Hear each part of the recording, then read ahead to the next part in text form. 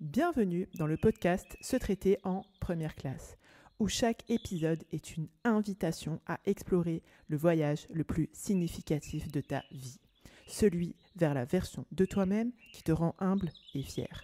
Je suis Émilie Antoine, psychologue, experte en gestion mentale et émotionnelle. Je suis également la fondatrice de mapsyenlignecheznmoi.fr. Ici, nous croyons fermement que se traiter en première classe n'est pas un caprice, mais un acte d'amour et de considération envers soi-même et envers autrui. Dans ce podcast, je te donne des clés pour dépasser tes croyances limitantes, tes blocages, tes autosabotages et faire évoluer ton mindset et ta gestion émotionnelle sans souffrir et sans galérer. Ensemble, nous allons dénouer les nœuds qui t'empêchent d'être une femme plus confiante, plus sereine, plus épanouie. Avec ma méthode innovante, testée et approuvée, qui allie la profondeur de la psychologie, un coaching de déclic impactant, garantie sans blabla, new age sectaire ésotérique, je t'apprends et t'accompagne pour que tu puisses développer une relation saine et authentique avec toi-même et avec les autres. Se traiter en première classe commence maintenant. Bienvenue dans l'épisode 114 de l'émission Se traiter en première classe. Aujourd'hui, on va parler d'un sujet qui, soyons honnêtes, nous concerne toutes, la procrastination. Oui, c'est un mot qui peut sembler un peu compliqué, mais on va dire grosso modo qui signifie simplement dans ton quotidien, dans mon quotidien, je le ferai demain ou peut-être après-demain ou un jour, qui sait, Inch'Allah. Alors dites-moi, combien de fois est-ce que vous avez reporté une tâche en vous disant que vous seriez plus inspiré plus tard, en attendant un signe pour vous y mettre? Si je vous dis que moi-même, j'ai procrastiné en préparant cet épisode, est-ce que vous me croyez? Bref, aujourd'hui, on va décomposer ensemble cette fameuse procrastination, comprendre pourquoi on a tendance à repousser les choses, même les plus importantes, et surtout comment y remédier avec une équation toute simple. Oui, vous avez bien entendu, une équation. Alors ne t'inquiète pas, c'est pas besoin d'être une matheuse ou d'avoir une calculette ou une calculatrice, je ne sais pas dans quelle école tu te situes, pour comprendre justement cette équation. Alors installez-vous confortablement, tu peux te préparer une petite boisson chaude ou froide selon la météo, et c'est parti. On s'attaque à un phénomène qui touche même les meilleurs d'entre nous, tu l'auras compris, c'est ce fameux « oups, trop tard », mais avant de plonger dans le vif du sujet, je voudrais voir avec toi, est-ce que ça te parle de fait de repousser cette tâche importante pour une activité peut-être plus agréable, comme regarder une série, alors que tu devrais travailler sur un projet qui traîne depuis des semaines? Est-ce que tu te sens parfois coupable de ne pas avancer, tout en te trouvant mille et une excuses pour justifier ton inaction? Alors si tu as hoché la tête en écoutant ces questions, ces remarques, ces suggestions, rassure-toi, tu n'es pas la seule et c'est justement pour ça qu'on va s'atteler à ça. Ce que je voudrais commencer à faire, c'est qu'on voit ensemble qu'est-ce que c'est la procrastination vraiment, d'accord? Alors on va commencer par le commencement. La procrastination, c'est pas juste être paresseuse ou manquer de motivation. Je vais le redire parce que je sais que ça va faire boum pour certaines personnes. La procrastination, c'est pas juste être paresseuse, c'est même pas être paresseuse ou c'est pas juste manquer de motivation. La procrastination, c'est une stratégie d'évitement. En d'autres termes, c'est ton esprit qui, par rapport à une tâche, un truc à faire que plus ou moins consciemment tu perçois comme stressant, difficile, inconfortable, et ben là, ton cerveau, il est en mode, il choisit de repousser en fait des émotions négatives, comme par exemple l'anxiété, la peur, le doute de soi. C'est un peu comme s'il y avait une partie de nous qui cherche à nous protéger, mais en réalité, elle nous empêche d'avancer. Autrement dit, tu vois que c'est un mécanisme bien plus complexe que juste la flemme. C'est un mélange de psychologie, d'émotions, et voire même des bonnes excuses bien ficelées qu'on se raconte à soi-même en mode autosabotage. La procrastination, comme je te disais, c'est une stratégie d'évitement. C'est ton esprit qui cherche à esquiver en repoussant, un peu comme si il cherche en fait en réalité à se protéger, mais ça nous empêche d'avancer, d'accord? Donc souvent, qu'est-ce qui se produit? Quels sont les mécanismes psychologiques qui sont en jeu? Eh bien, il y a des choses du domaine de la peur de l'échec, la crainte de ne pas être à la hauteur, de décevoir, de faire des erreurs. Ça peut être paralysant. On préfère du coup éviter la tâche plutôt que de risquer un échec qui est perçu comme le risque de mourir sur le coup, si je grossis le trait. Il peut y avoir la peur du succès aussi. Ça peut sembler contradictoire, mais réussir, ça peut faire aussi peur. Pourquoi ? Parce que ça peut sembler bizarre comme ça, mais qui dit réussite, si tu te trouves en situation d'échec, entre guillemets, qui dit changement, nouvelle responsabilité, parfois même des attentes qui peuvent être perçues comme étant plus élevées de la part des autres. Il y a aussi le perfectionnisme, bien sûr. Le désir d'atteindre la perfection peut nous empêcher de commencer. Et si on pense que le résultat ne sera pas parfait, il est possible qu'on soit en mode « Ah c'est mieux de faire rien du tout ». Et puis le manque d'estime de soi, quand on doute en fait de ses capacités, ça rend chaque tâche beaucoup plus intimidante parce qu'on ne sait pas exactement de quoi on est capable. Du coup, on anticipe la situation qui est perçue comme une situation potentiellement d'échec avant même de l'avoir essayé. Et du coup, je vous en ai parlé aussi un peu tout à l'heure. Je dis beaucoup du coup aujourd'hui. Oui, si tu l'as remarqué, c'est bien, c'est que tu es très à l'écoute de ce podcast. Je continue. Quelles sont les émotions qui peuvent nous freiner, nous rendre plus enclines à la procrastination ? On a tous ces moments où on se dit « j'ai pas le temps maintenant, je le ferai quand j'aurai une heure devant moi, et cette heure n'arrive jamais ». Et en réalité, comme je te disais tout à l'heure, on évite la tâche parce qu'elle nous met mal à l'aise, elle nous fait peur, elle nous ennuie, tout ça c'est des émotions. La procrastination, elle est liée à notre gestion des émotions parce que le problème, c'est pas qu'on ressente ça, parce que souvent, ce n'est pas une décision que tu prends, même toujours. Lorsqu'une tâche suscite en nous des sentiments désagréables, notre cerveau il cherche à éviter en nous détournant vers des activités plus agréables à court terme, Insta, Netflix, tout ça. Souvent, on observe l'anxiété, ce qu'on appelle l'anxiété. Donc, grosso modo, là, ça peut être la peur de réussir ou de faire face à la situation inconnue qui peut générer du stress et on cherche à fuir ça. La frustration aussi, parce que si une tâche, elle est perçue comme étant complexe ou ennuyeuse, on peut se sentir frustré et du coup, on essaye d'éviter cette frustration. Et puis la fatigue émotionnelle aussi, lorsqu'on est épuisé mentalement, qu'on a besoin de recharger, c'est difficile de trouver l'énergie pour nous attaquer à des tâches exigeantes et là, on peut se mettre à procrastiner. Oui, juste pour ça. Autrement dit, les vraies raisons derrière la procrastination, comme je te disais, peur de l'échec, parce que tu es en mode, si je fais rien, je prends pas le risque de me planter, ça a l'air bien logique comme ça, et du coup tu te mets en situation d'échec. La peur du succès quand tu es en mode, les responsabilités, ça fait flipper.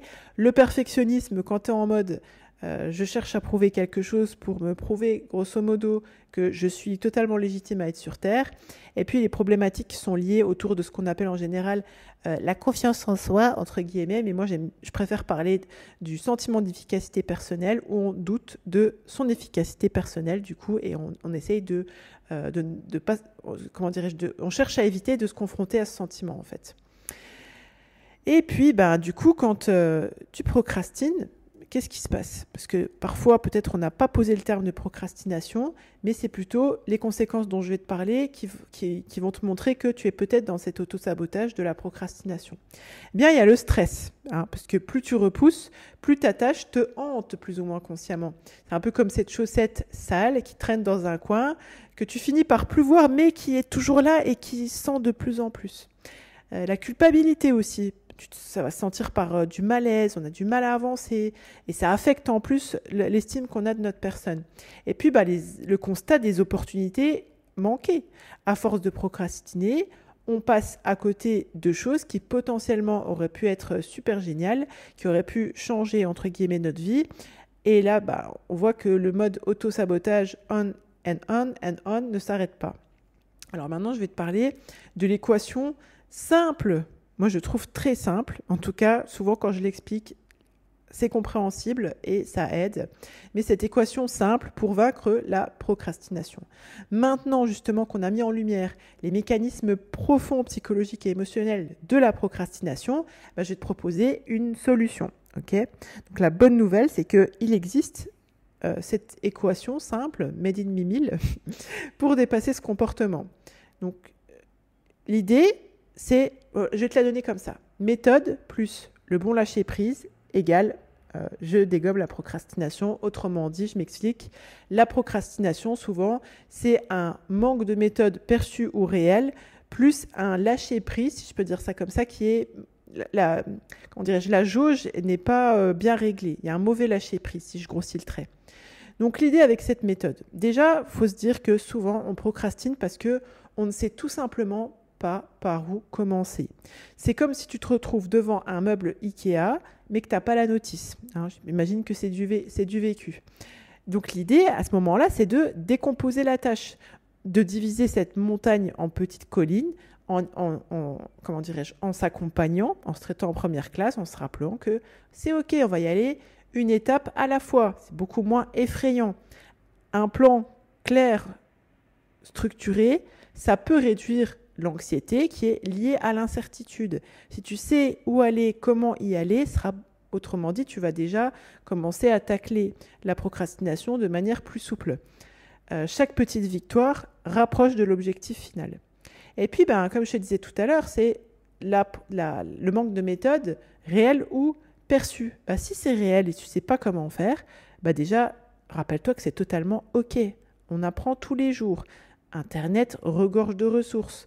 Tu peux chercher des ressources, tu peux chercher des formations ou des personnes qui peuvent t'aider à combler ces lacunes pour que tu te sentes plus confiante, pour que tu saches aussi comment faire, tout simplement. Puis des fois, dans ça, il y a aussi le fait tout simplement de demander de l'aide. C'est pas une honte de solliciter un coup de main. Même les super-héroïnes, d'accord, ont des alliés, voire surtout des enseignantes, d'accord. Donc la méthode, décomposer en mode étape par étape, se former si besoin et demander de l'aide. Souvent, on a « Ah non, je ne veux pas déranger ». Donc ça, c'est encore un autre auto-sabotage, je peux dire ça comme ça, je pourrais d'ailleurs faire un podcast. Dis-moi en commentaire si tu aimerais avoir un podcast sur l'analyse du « Non, mais je ne veux pas déranger ». Alors, je continue. L'idée, donc là j'ai taclé la partie de l'équation qui concerne la méthode. Maintenant on va parler de la partie de l'équation qui concerne ce qu'on pourrait appeler le bon lâcher prise. Alors pourquoi je l'oppose un petit peu. Alors on va dire l'idée c'est d'accepter l'imperfection, d'accord. Le second élément de l'équation c'est d'apprendre à lâcher prise d'une manière efficace. Il s'agit de trouver cet équilibre entre je fais de mon mieux. Et tu vas voir que du coup, quand tu as commencé à réfléchir à la méthode, tu as avancé déjà sur le truc de « je fais de mon mieux », parce que tu as une visibilité sur comment tu peux faire de ton mieux. Et il y a cette partie aussi où il faut que tu acceptes que ce n'est pas parfait et que c'est normal. Quand tu reconnais que l'erreur fait partie du processus d'apprentissage, tu peux t'autoriser à concevoir que l'échec est une opportunité de grandir. Et je sais qu'en général, en théorie, tout le monde le sait, mais la pratique demande un petit peu plus à se traiter en première classe. Si tu as besoin d'être accompagné là-dessus, rejoins MaPsyCampus. mapsyenligneschezmoi.fr/MaPsyCampus. L'idée aussi, c'est de pouvoir se libérer de la peur du résultat. Concentre-toi sur le processus plutôt que sur le résultat final. Ça te permet de profiter, de faire le focus plutôt sur le chemin, plutôt que t'obséder sur le résultat, la destination, etc. C'est-à-dire que souvent, on est plus focus sur le résultat que qui on devient sur le chemin. D'accord ? Pareil, si tu as besoin d'être accompagné là-dessus, MaPsyCampus, The Place to Be. L'idée, c'est aussi d'apprendre à pratiquer l'autocompassion, d'être indulgente avec soi-même, de se traiter avec la même bienveillance que tu offrirais à une amie. D'accord ? Quand tu ressens la pression, de te rappeler que tu n'as pas besoin d'être parfaite, que tu as le droit d'exister, que tu as le droit d'y aller à ton rythme, juste en mode « je fais de mon mieux ». Et puis, je pense qu'il s'agit aussi, dans ce lâcher-prise, de voir que l'échec, ça peut être une possibilité, mais une possibilité où tu peux apprendre, apprendre pour faire mieux la prochaine fois. Et puis, je pense que dans le lâcher-prise qui est sain, qui est efficace, il y a le fait vraiment de se détacher du regard des autres, en mode « ok, ce que pensent les autres, c'est leur affaire ». L'important, si je peux dire ça comme ça, ou en tout cas là où tu as de la prise, si je puis dire, c'est dans ce que tu penses de toi. Et puis, ce qui est aussi hyper important dans cette équation du lâcher-prise, je te garde ça pour plus tard. On va discuter de comment tu vas percevoir ton niveau d'autoresponsabilisation. Mais je continue. Je voudrais, dans ce podcast, qui est réellement que j'aurais pu te proposer en formation, mais aujourd'hui, voilà, j'avais envie d'être généreuse, encore plus que d'habitude. Donc, ce que je te propose ici, dans ce podcast, ensuite, c'est des petites questions d'introspection que tu peux te poser pour avancer. Quand tu sens que tu es dans la procrastination, que ça commence à pointer le bout du nez, tu as un truc à faire, tu allumes Netflix, hop, stop. Pose-toi, souffle et pose-toi les questions suivantes. Qu'est-ce qui te bloque ? La peur, le manque d'infos, la flemme. Mais tu sauras ce que ça veut dire, la flemme. Quelle est la pire des choses que tu conçois qui puisse t'arriver si tu te lances ? Tu vas voir que, spoiler alerte, souvent, c'est pas grand-chose. Quelle petite action tu peux faire maintenant pour mettre le pied à l'étrier ? Et comment tu pourrais rendre cette tâche plus agréable ? En sirotant un jus, en s'offrant une récompense après. Perso, hier, je devais étudier quelque chose. J'étais en mode saturation de mon propre bureau. Là, je suis allée me poser dans un café au bord de la mer. Ça m'a grave aidé pour avancer. Ça m'a motivée. Ça a rendu la tâche plus agréable. Autrement dit, quand tu te sens bloqué, pose-toi les questions qui t'aident à avancer sur ce qui te retient vraiment, sur la pire chose qui pourrait arriver, la première étape que tu peux entreprendre et comment tu peux rendre cette tâche plus agréable, plus motivante. Et là, c'est un peu la suite de l'équation, si je peux dire ça comme ça, hein, mais je vais aborder avec toi le mindset que tu peux utiliser pour te remotiver justement, pour te traiter en première classe. Ce que je te conseille, c'est de te rappeler de tes réussites, d'accord ? Il faut que tu donnes des preuves à ton cerveau que tu l'as déjà fait. Il faut que tu puisses visualiser le résultat. Parce que quand tu vas connecter à la satisfaction ou à la fierté que tu pourrais ressentir, eh bien, ça va activer ce que j'appelle ou ce qu'on appelle souvent les leviers motivationnels. Et puis, bien sûr, l'idée, c'est aussi de se traiter avec de la bienveillance. Pas d'être en mode jugement, mais de s'encourager, de s'auto-soutenir étape par étape. Et le point qui, si tu pourrais retenir une seule chose de ce podcast concernant le fait d'avoir un lâcher-prise qui est bien ajusté, si je peux dire ça comme ça, c'est vraiment d'avoir conscience qu'il faut que tu régules ton niveau d'autoresponsabilité. C'est-à-dire que le but, c'est pas de chercher à être dans le contrôle de tout. Et souvent, quand on est en mode compte, parce qu'on est anxieuse, parce qu'on a des peurs, etc., on est en mode, on cherche tout à contrôler, et puis c'est juste pas possible, hein, ici-bas, et du coup, on fait rien. Mais l'idée, c'est de se dire, voilà, ok, là, je ressens que je suis dans le contrôle, mais il faut que je puisse me rappeler que je suis en capacité de ne faire que ce qui m'a été prescrit, pas plus, dans mon destin, dans mes disponibilités mentales, physiques, émotionnelles, etc. L'idée, au final, pour vaincre, si je peux dire ça comme ça, la procrastination, tu as vu, c'est un peu comme une recette de cuisine. Il faut les bons ingrédients, la bonne méthode, le bon curseur dans le lâcher-prise, parce que aussi, ça c'est quelque chose que je vois souvent, le lâcher-prise, ça ne veut pas dire lâcher l'affaire ou se désinvestir d'une manière quelconque. Souvent, il y a des croyances, il y a des blocages inconscients à ce niveau-là aussi. Et puis l'idée aussi, c'est de se discipliner en mode la discipline de la première classe. Quand tu combines de t'assurer que tu te sens capable et que tu te sens en capacité sur ces éléments-là, tu peux élaborer ta propre équation pour surmonter la procrastination. C'est un apprentissage, c'est un processus qui demande du temps et de la pratique. La procrastination, retiens aussi, ce n'est pas une fatalité, ce n'est pas un trait de caractère immuable. C'est juste le signal qu'il y a quelque chose en toi qui a besoin d'attention et qui a besoin de soins.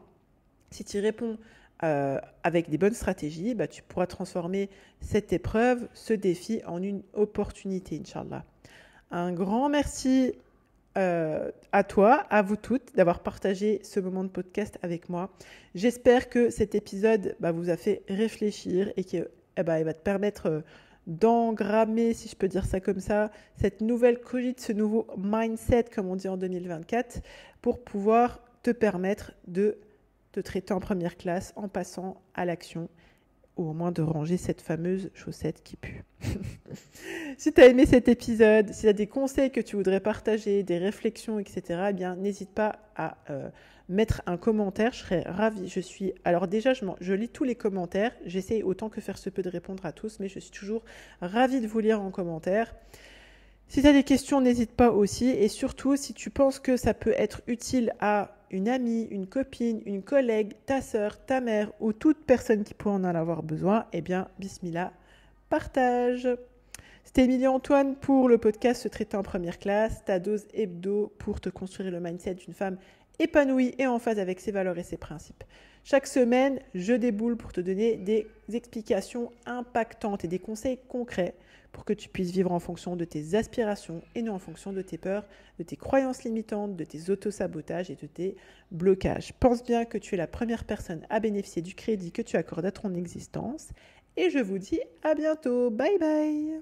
Si tu es prête à donner un tournant à ta vie et à embrasser pleinement l'idée de te traiter en première classe, je t'invite à rejoindre ma Psycampus. C'est le pas décisif vers une version de toi-même plus sereine, plus confiante, plus épanouie. Sur ma Psycampus, tu commenceras par découvrir les fondations de la maîtrise mentale et de la gestion émotionnelle, posant ainsi les bases saines de ton évolution. Ensuite, tu embarqueras sur un voyage transformateur qui te révélera comment accueillir ton unicité et cultiver une paix intérieure face aux défis de la vie. Tu apprendras à forger de la confiance et à vivre en harmonie avec ta nature profonde, tout en affirmant tes convictions, tes valeurs, tes principes avec bien plus d'assurance. Tu recevras les clés pour prendre des décisions judicieuses et structurer ta vie de façon à ce qu'elle reflète fidèlement tes aspirations, tes valeurs et tes principes. Tu seras guidé vers la maîtrise de ta sérénité intérieure et l'expression de ta grâce naturelle. Je te fournirai, étape par étape, une méthode pour devenir une femme non seulement capable d'agir conformément à ses ambitions, mais aussi de célébrer son épanouissement personnel, professionnel et spirituel. Avec ma méthode alliant la profondeur de la psychologie à un coaching de déclic garanti sans blabla, New Age sectaire ésotérique, tu passeras de la théorie à la pratique, te dotant des outils nécessaires pour une évolution tangible. Et c'est sans risque. Si après avoir activement participé et suivi tous les modules, les rendez-vous individuels, les rendez-vous groupés de coaching, de cercle, en live ou en replay, et planter les graines des exercices proposés, tu ne constates aucune amélioration, nous nous engageons à te rembourser intégralement. Le seul risque que tu prends en nous rejoignant sur ma Psycampus, c'est de te transformer en une version plus épanouie, plus confiante, plus sereine de celle que tu es. Pour commencer ce voyage transformationnel, rends-toi sur mapsycampus.fr/mapsycampus, MAPSYCAMPUS. Ensemble, sur ma Psycampus, nous allons débloquer ton potentiel et te guider vers une version de toi inspirée et inspirante. Tu es la première personne à bénéficier du crédit que tu accordes à ton existence. À très bientôt sur ma